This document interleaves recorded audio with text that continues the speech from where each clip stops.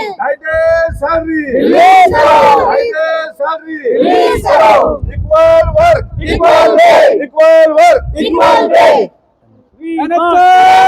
Union जिंदाबाद, NHM को regulate करो, NHM को रेगुलेट करो, इत्तेहादे आवाज दो, आवाज दो, डाइट रिलीज करो, NHM को we want justice, we want justice, we want justice, we want justice, we want justice, NHM एकता जिंदाबाद, NHM एकता जिंदाबाद, NHM को रेगुलेट करो, NHM को रेगुलेट करो, डाइट रिलीज करो, डाइट रिलीज करो,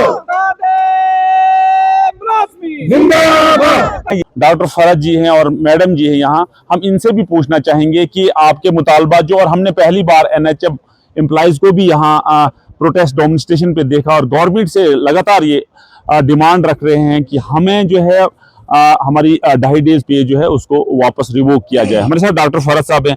डॉक्टर साहब, क्या मुतालबात हैं आपके? आपने देखा कि लोग जो हैं, पेशेंट जो है, सिक पेशेंट जो है, बीमार जो पेशेंट हैं, वो जो है बहुत परेशान हैं, वो अप्रोच आपको कर रहे हैं, लेकिन आपका कहना है कि जब तक हमारी ये डिमांड्स फुलफिल नहीं होती है तो उसके बाद जो हम अपना जो प्रोटेस्ट है इसको वापस ले लेंगे। क्या कहना चाहोगे?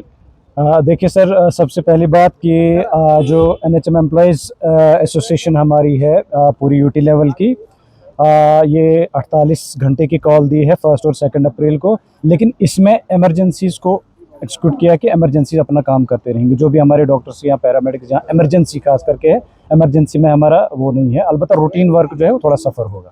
देखिए, हम भी नहीं चाहते हैं कि ये चीज़ें हों, लेकिन क्योंकि हमारे भी मुतालबात हैं और हम सरकार से ही वो चीज़ें मांगना चाहेंगे, मांगते भी हैं कि सरकार ही हमारे इन मुद्दे और इन मसलों को हल करे। हमारा 2005 से और 8 में यहाँ हम यूटी लेवल जो जेके का है, जम्मू कश्मीर का, तब से 20 साल हो गए हम लोगों को इस डिपार्टमेंट में काम करते हुए। कुछ लोगों की एज ऊपर चली गई है, एज लिमिट क्रॉस कर चुके हैं, हमारे डॉक्टर्स हों, पैरामेडिक्स हों या मैनेजमेंट स्टाफ हो। और जैसा कि आपने सुना कि 2.5 डेज का भी मसला है, तो जैसा परमानेंट के साथ हम लोग बिल्कुल शाना बशाना काम करते हैं। हमारी डिमांड्स रहेंगी, सरकार से गुजारिश रहेंगी, हमारे इज़्ज़त माब जनाब अमर अब्दुल्ला साहब से, वज़ीर आला जम्मू कश्मीर, हमारी मैडम सकीना इतूजी से, हेल्थ मिनिस्टर से, की गुजारिश रहेगी कि हमारे इन मुद्दों को आप इन पर गौर खोज करें, इन पर देखें और एक लाहे अमल तय करें। जब तक आप एक जॉब पॉलिसी फ्रेम करते हैं, तब तक हमारा equal work for equal pay first demand है। रिवीजन ऑफ पे होना चाहिए, क्योंकि 2009 के बाद या 2011 के बाद उसके बाद रिवीजन ऑफ पे नहीं हुआ। रिवीजन ऑफ पे होना चाहिए।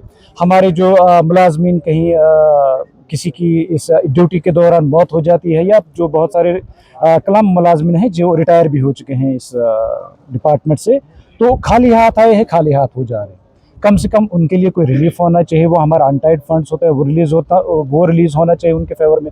इंसेंटिव्स हमारा पैरामेडिकल स्टाफ, मतलब जो चाना बशाना आप ही चाहे हमारी वेट नाइट ड्यूटीज़ हो, इमरजेंसी जहाँ पे 24/7 है, तो एनएचएम स्टाफ जो है शाना बशाना रेगुलर स्टाफ के साथ काम कर रहा है। तो हमारी यही गुजारिशात हैं। हमने मैडम से भी की, हाई पावर कमेटी बनी है, उस कमेटी का जो कमेटी बनी है उन्होंने क्या रिपोर्ट सबमिट की हैं, उन पर गौर खोज होना चाहिए। 2017 से लेकर अब 7-8 साल हो चुके हैं, अब 10 साल होने वाले हैं।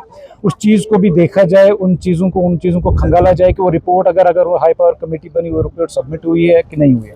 जब पहली हुकूमत थी, द देन हेल्थ मिनिस्टर थे हमारे बाली भगत जी थी, उन्होंने on the floor of the house कहा था कि हमने पहला बैच जो है 1034 लोगों का जो है फाइनेंस डिपार्टमेंट को भेज दिया है, लेकिन आज तक उसकी खबर हमें नहीं हुई कि क्या हुआ। इसलिए हमने कॉल दी है 48 घंटे की, और इसके बाद क्या डिसीजन होता है, हमारे यूटी लेवल के जो भी प्रेसिडेंट्स हैं उनकी तरफ से क्या हमें वो डायरेक्शन आती है, हम उसी के हिसाब से आगे चलें। बहुत बहुत शुक्रिया।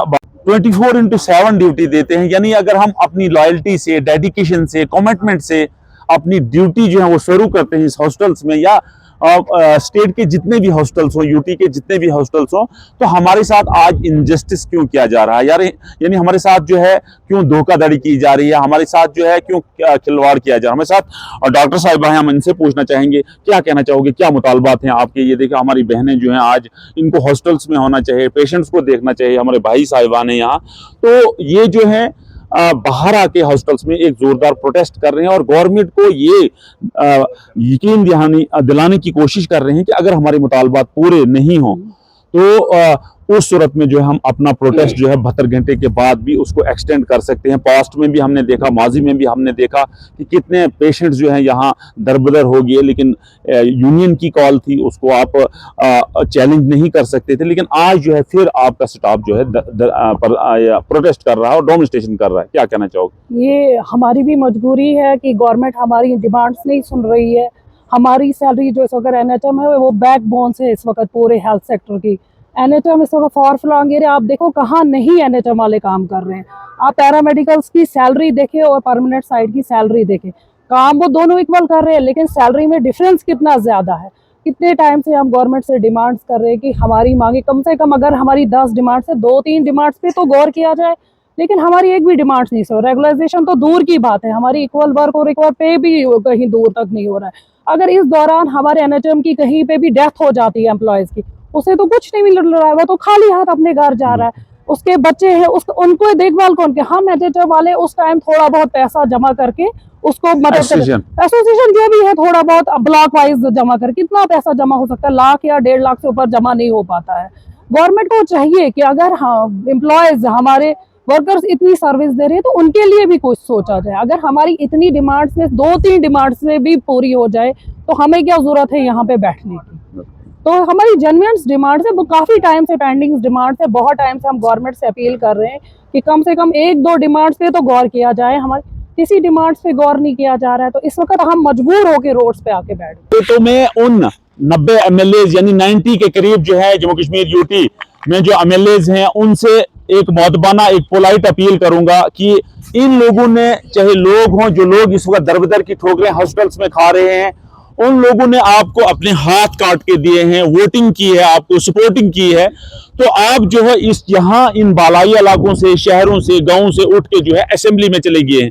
यानी असेंबली में इन लोगों की जो भी डिमांड्स है उनको आपने गवर्नमेंट के सामने रखना है और गवर्नमेंट को इनकी डिमांड्स में, क्योंकि इन लोगों का कहना है कि अगर हम 24/7 काम करते हैं, डे नाइट काम करते हैं, दिन रात काम करते हैं, तो आज हमारे साथ ये एक डिस्क्रिमिनेशन क्यों हो रहा है सिर्फ हम एम्प्लॉइज के साथ, पैरामेडिकल डिपार्टमेंट के साथ या मेडिकल डिपार्टमेंट के साथ। तो इन्होंने कहा, इनका कहना है कि हम इसको कतई बर्दाश्त नहीं करेंगे और फर्दर कोर्स ऑफ एक्शन जो हमारा होगा, जो आने वाले वक्त हमारा होगा 72 घंटे के बाद भी हम इस प्रोटेस्ट को एक्सटेंड कर सकते हैं। और उसमें जो भी अनटोवर्ड्स इंसिडेंट होगा, चाहे पेशेंट्स को कुछ हो, चाहे सिक पेशेंट हो, बीमार हो, उनको अगर कुछ भी होगा, उसकी सारी जिम्मेदारी जो है डिस्ट्रिक्ट एडमिनिस्ट्रेशन की होगी, स्टेट एडमिनिस्ट्रेशन की होगी, चीफ सेक्रेटरी की होगी और जो भी चुने हुए नुमाइंदे हैं उनकी होगी। हम उम्मीद करेंगे कि इन एम्प्लॉइज की डिमांड्स को फुलफिल किया जाएगा, उनको माना जाएगा और जल्द ही ये लोग अपना प्रोटेस्ट, अपना प्रदर्शन जो है, अपना धरना जो है वो उसको वापस लेंगे और एक नॉर्मल लाइफ जो है यहाँ रेस्टोर हो जाएगी। आपने देखा कि हमारी माएं बहनें कितनी यहाँ इस वक्त दरबदर की ठोकरें खा रहे हैं, बेयारो मददगार हैं और ये एम्प्लॉइज जो हैं ये प्रोटेस्ट कर रहे हैं। इनका अपनी जगह कहना भी बहुत सही है कि हमारी अगर 2.5 डेज पे है वो क्यों काटेगी, हमारे रिस्क अनाउंस कहेंगे। तो इन लोगों के डिमांड्स भी बहुत जेन्युइन हैं। हम उम्मीद करेंगे कि 90 के 90 एमएलए, जिसमें including chief minister Jammu Kashmir Omar Abdullah साहब हों या उनके जो नेक्स्ट जो मिनिस्टर्स हों, वो जरूर इनके प्रोटेस्ट को सुनेंगे, उसको गौर करेंगे और इनके जितनी भी डिमांड्स हैं उनको फुलफिल करेंगे। नेटवर्क 18 के लिए फिरदौस खांडे, डोडा से।